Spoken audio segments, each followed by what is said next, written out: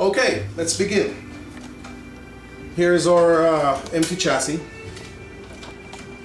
We have some spacers here that elevates the motherboard off the chassis so we don't get any grounding problems and short circuit. Before you touch the motherboard or any electronic computer component, you should discharge any electrostatic charges in the body by grounding yourself on the chassis, okay, before you touch the components. Here is our motherboard. The processor goes here, memory goes here, we have our ID ports, power supply goes here, we have our PCI slots here, AGP, coin battery, and tons of other electronic components, as you can see. Okay, so now we're going to install the motherboard.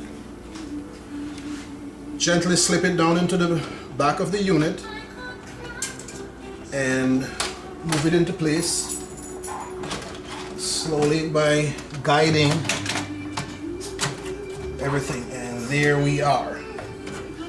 It's in place. Now we'll start putting the 10 or 12 screws in that holds the motherboard. Okay, and here are the screws. So let's begin screwing the motherboard in now. Okay.